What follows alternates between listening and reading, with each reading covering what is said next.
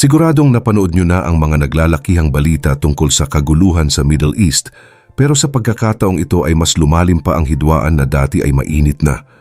Ang bansang Saudi Arabia, na madalas ay mahinahon sa kanilang mga desisyon, ay tila umabot na sa dulo ng kanilang pasensya dahil sa mga nangyayari sa rehiyon. Hindi na lang ito simpleng palitan ng salita sa balita dahil ang mismong foreign minister na si Prince Faisal ay nagpahayag na handa silang gumamit ng puwersang militar para protektahan ang kanilang bansa laban sa mga pag-atake ng Iran. Isipin nyo na bitbit ng Saudi Arabia ang bilyon-bilyong dolyar na budget para sa kanilang sandatahan kasama ang mga advanced missile defense system mula sa Estados Unidos at ang kanilang matibay na kasunduan sa Pakistan. Dahil sa sunod-sunod na missile attacks sa Gulf, ay nasa pinakamataas na antas na ng alerto ang buong kaharian habang ang buong mundo ay nakamasid kung ano ang susunod na hakbang. Handa na nga ba ang Saudi Arabia na ilabas ang lahat ng kanilang itinatagong lakas para sa isang malawakang giyera na posibleng magpabagsak sa ekonomiya ng maraming bansa? Pero bago po ang lahat, baka pwedeng palike ang video na ito. Dahil napakalaking bagay na ito sa aming content creators at mangyaring mag-comment sa baba kung taga saang lugar ka para malaman namin saan umaabot ang ating mga video. Maraming salamat po. Nagsimula ang lahat ng ito noong madaling araw ng March 18, 2026 nang yanigin ng malalakas na pagsabog ang South Pars gas field sa baybayin ng Iran. Ang lugar na ito ang itinuturing na pinakamalaking imbakan ng natural gas sa buong mundo at napaka-importante nito dahil dito nanggagaling ang halos 80% ng supply ng gas na ginagamit ng mga tao sa Iran para sa kanilang kuryente at pampainit sa bahay. Ayon sa mga ulat ay tinamaan ang mga malalaking tangke ng gas at mga refinery kaya napilitang ilikas ang lahat ng mga manggagawa dahil sa laki ng sunog. Bagamat walang direktang pag-amin ng Israel, ay isinisi ng gobyerno ng Iran ang operasyong ito sa militar ng mga Israeli na naging dahilan para lalong mag-alab ang galit sa rehiyon. Ang ganitong uri ng pag-atake ay tinatawag ng mga eksperto na upstream strike dahil ang mismong pinagmumulan ng enerhiya ang sinira at hindi lang ang mga tubo na dinadaluyan nito. Dahil sa matinding pinsalang ito, ay agad na naglabas ng babala ang Iran na gaganti sila sa mga kalapit na bansa sa Gulf na nagpapatuloy sa mga base militar ng Amerika. Hindi nagtagal at naramdaman agad ang epekto nito sa merkado dahil biglang tumaas ang presyo ng langis sa mahigit $108 bawat baril. Sa Estados Unidos ay kinumpirma rin ng kanilang intelligence na kahit 3 linggo na ang bakbakan ay malakas pa rin ang kakayahan ng Iran na maglunsad ng mga panibagong missile attack sa kanilang mga kaaway. Ang pagsabog sa South Pars ang naging mitya para sa mga susunod na oras ng kaguluhan dahil itinuring ito ng Iran bilang isang deklarasyon ng giyera laban sa kanilang ekonomiya. Agad na nagkatotoo ang banta ng Iran nang paulanan nila ng mga missile ang Ras Laffan Industrial City sa Qatar na siyang pinakamalaking LNG hub sa buong mundo. Dahil sa lantarang pag-atake sa kanilang kabuhayan, ay napilitan ng Qatar na iwanan ang kanilang pagiging neutral at agad na pinalayas ang mga diplomat ng Iran sa loob lamang ng 24 oras. Hindi rin nakaligtas ang United Arab Emirates at ang kabisera ng Saudi Arabia na Riyadh dahil target din sila ng mga missile at drones. Kahit na marami sa mga ito ang naharang ng kanilang mga defense system, ay naging malaking problema pa rin ang mga pirapirasong bakal na bumabagsak sa mga pasilidad ng langis.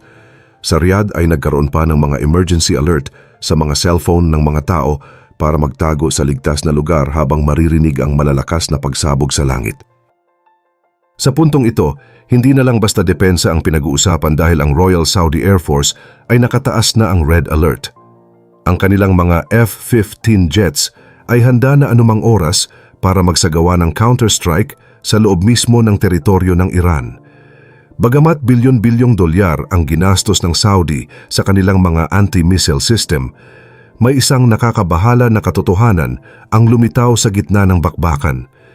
Kahit gaano kasi kagaling ang iyong teknolohiya, gumagamit pa rin ang Iran ng tinatawag na saturation tactics. Ibig sabihin, nagpapadala sila ng napakaraming drones at missiles nang sabay-sabay para malito at mapagod ang depensa ng Saudi at UAE. Dahil dito, may mga pira-pirasong bakal o debris pa rin na nakakalusot at bumabagsak malapit sa mga critical na refinery sa Riyadh na siyang nagpapakaba sa buong mundo. Ang masakit pa rito, ang mga nahuhulog na labi ng mga missile na ito ay hindi lang sa mga pasilidad bumabagsak. Sa West Bank, particular sa isang beauty salon sa Adanim, 3 babaeng Palestinian ang kumpirmadong namatay dahil sa mga shrapnel mula sa isang Iranian missile na pinabagsak sa ere.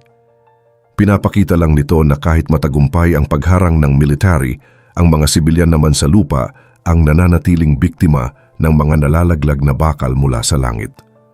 Habang nangyayari ang lahat ng ito, bumasag na rin ng katahimikan si US President Donald Trump. Sa kanyang social media account, itinanggi niya na may kinalaman ang Amerika sa pag-atake sa gas field ng Iran noong nakaraang Miyerkules. Pero nagbigay siya ng isang napakabigat na babala. Kapag hindi itinigil ng Iran ang pag-atake sa mga energy complex ng Qatar, nakahanda ang United States na tuluyang burahin sa mapa ang buong South Pars gas field ng Iran para protektahan ang supply ng enerhiya sa mundo. Dahil sa mga palitan na ito ng banta, lalong nagkagulo ang ekonomiya. Ang presyo ng langis ay lumampas na sa $110 bawat baril, ang pinakamataas na presyo simula noong 2020 to inflation surge. Sa Amerika naman, ang presyo ng diesel ay tumalon na rin, kaya lalong naiipit ang administrasyong Trump na kontrolin ang sitwasyon. Hindi na lang ito usapin ng teritoryo, kundi isang direktang banta sa katatagan ng pananalapi ng bawat bansa. Sa kabila ng mataas na presyo ng bilihin, hindi huminto ang Iran at dinala ang gulo sa kanlurang bahagi ng Saudi Arabia, partikular sa port ng Yanbu sa Red Sea. Dahil sa mga palitan na ito ng banta, lalong nagkagulo ang ekonomiya. Ang presyo ng langis ay lumampas na sa $110 bawat baril, ang pinakamataas na presyo simula noong 2020 to inflation surge. Sa Amerika naman, ang presyo ng diesel ay tumalon na rin, kaya lalong naiipit ang administrasyong Trump na kontrolin ang sitwasyon. Hindi na lang ito usapin ng teritoryo, kundi isang direktang banta sa katatagan ng pananalapi ng bawat bansa. Sa kabila ng mataas na presyo ng bilihin, hindi huminto ang Iran at dinala ang gulo sa kanlurang bahagi ng Saudi Arabia, partikular sa port ng Yanbu sa Red Sea. Target ng aerial attack ang Samref Refinery na pag-aari ng Saudi Aramco at ng Amerikanong kumpanya na ExxonMobil. Bakit napaka-importante ng Yanbu? Dahil epektibong naisara na ng Iran ang Strait of Hormuz, ang Yanbu na lang ang natitirang labasan ng krudo ng mga bansa sa Gulf. Dito dumadaan ang mga pipeline para makaiwas sa gulo sa Persian Gulf, kaya sa pag-atake rito, ipinakita ng Iran na kaya nilang abutin kahit ang mga lugar na dati ay itinuturing na ligtas. Dahil kasama ang ExxonMobil sa pasilidad na ito, direktang tinarget ng Iran ang investment ng Amerika na lalong naglalapit sa atin sa isang malawakang komprontasyon sa pagitan ng dalawang malalaking bansa. Sa tindi ng mga pangyayaring ito, pati ang Qatar ay naputol na ang pasensya at opisyal ng pinalayas ang lahat ng mga opisyal ng militar ng Iran sa kanilang bansa dahil sa lantarang paglabag sa kanilang soberanya. Hindi lang sa usapang militar nagtapos ang tensyon dahil pati ang mga leader sa Europa tulad ni President Emmanuel Macron ay nagpahayag na rin ng suporta sa Qatar. Para sa kanila, ang ginawa ng Iran ay hindi lang simpleng pag-atake, kundi isang sadyang pagsabotahe sa ekonomiya ng mundo. Dahil dito, lalong naging mag-isa ang Iran sa rehiyon. Noong March 19, 2026, nagtipon-tipon ang mga foreign minister mula sa iba't ibang bansa gaya ng Saudi Arabia, UAE, Turkey at Pakistan para sa isang emergency meeting sa Riyadh. Naglabas sila ng isang matinding pahayag na hindi nakatanggap-tanggap ang ginagawa ng Iran na pag-target sa mga pasilidad ng tubig, kuryente at mga tirahan ng mga sibilyan. Ginamit na ng koalisyong ito ang Article 51 ng United Nations Charter. Ang batas na ito ay nagbibigay ng karapatan sa bawat bansa na ipagtanggol ang kanilang sarili o magtulungan sa pagganti kapag sila ay inatake. May kasama rin itong utos mula sa UN na dapat itigil na ng Iran ang pag-armas sa mga grupong tulad ng Houthi at Hezbollah. Pero hindi lang ito puro papel at pirmahan. Ang Saudi Arabia ay may hawak na dambuhalang lakas. Sa loob lang ng 20 araw, nakaharang na sila ng mahigit 400 drones at missiles. Gamit ang kanilang mga F-15 Strike Eagle at Eurofighter Typhoon, anumang oras ay handa silang lumipad para bombahin ang mga target sa loob mismo ng Iran. Ang huling babala ay nanggaling kay Prince Faisal ng Saudi Arabia. Direkta niyang sinabi na ang kanilang pagtitimpi ay may hangganan. Ayon sa kanya, ang ginagawa ng Iran ay pinagplanuhan ng matagal para takutin ang mga kapitbahay nito.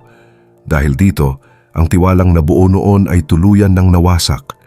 Sinabi ng minister na ang kanilang ganti ay maaaring mangyari lang sa loob ng 1 araw o 1 linggo at hindi na sila magbibigay ng babala kung kailan ito sisimulan.